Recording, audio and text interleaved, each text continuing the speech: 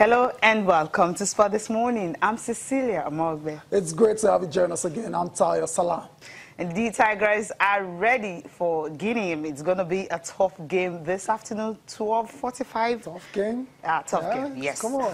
Okay. They're ready to pounce. That's basically the story. The Tigers ready to pounce on the Guineans. Yeah, also on the program, war of words between Diego Costa and Antonio Conte. If you remember what his epic response to Diego Costa when he had to laugh for almost a minute when he was alleged to have, tell him to leave the club and all that, but he just laughed over it and everything. I imagine that got back to Diego Costa in Brazil, and he's had a lot to say as well, too. We'll talk about that later on the show. Let's move on now and talk boxing. Cecilia, 4 days to go to the money fight, and many pundits expect a one-sided win for Floyd Mayweather Jr., but surprisingly, Las Vegas bettors are putting all their money on Conor McGregor. It's incredible because this fight is arguably the biggest underdog to favorite fight ever in boxing history, and to see all the bettors putting all their money on on Conor McGregor to win, it's a bit of a surprise, but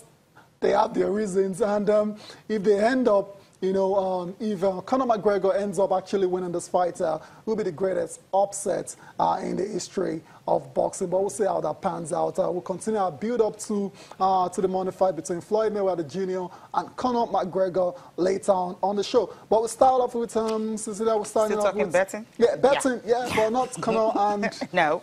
Mayweather. But Okay. this one has to do with tennis which is really shocking. I mean, Dolgopolov, it's a player that we know.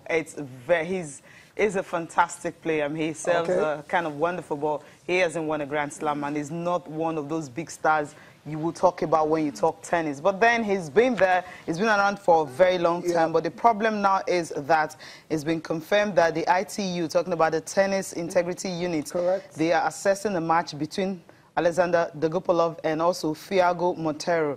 There were concerns raised about betting. The betting patterns, they didn't really like it because the Brazilian, talking about Monteiro, defeated Dolgopolov from Ukraine 6-3, 6-3. That was at the Western Salon Open, an ATP 250 event in the U.S. on Sunday. That's this very Sunday. I mean, Dolgopolov is ranked number 63 in the world, and of course he was favorite with the bookmakers. That's before the match. But then it all started, and before you know it, a guy that was ranked 113 was the one whose odds were on. So he was the one who kind of won the fight. So they said a number of bookmakers had to suspend betting on the match. It's amazing because when you see a game like this and you feel tennis is supposed to be a game that is very respectable, and you start having stories like this, you'll be asking questions. What's happening? Yeah, it's not only tennis. I mean, there's a lot of money involved in sports, especially with the bookmakers, and it's a massive industry on its own, and these situations happen. Dolgopolov hasn't been found guilty of anything. This is basically the Tennis Integrity Unit doing their job, investigating and this suspicious betting patterns involving world number 63 Alexander Dolgopolov and his opponent, who was ranked 113, who ended up winning the fight. I mean, we've seen upsets like that, in of course. Sport. It's not, it's not. Well, maybe because of the betting patterns, that's what they're concerned about. That's why they're assessing the game. That's why they're working. That's why they're working. So at the end of the day, it's on them to actually, prove or not that, okay, everything went on smoothly, no issues whatsoever in this particular matchup between Alexander Dolgopolov and Thiago Monteiro. So we'll be monitoring that story, and wait for Judgment Day.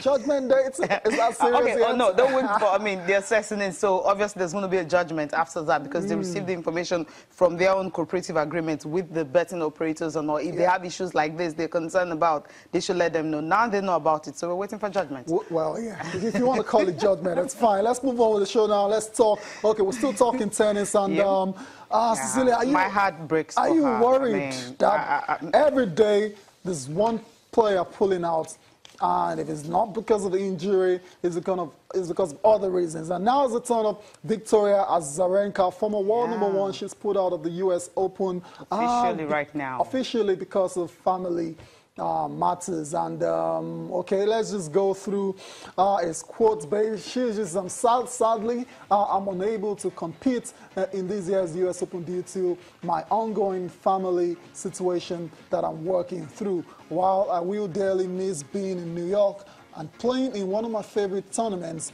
where I've enjoyed some of the best moments in my career, I'm already looking forward to being there next year.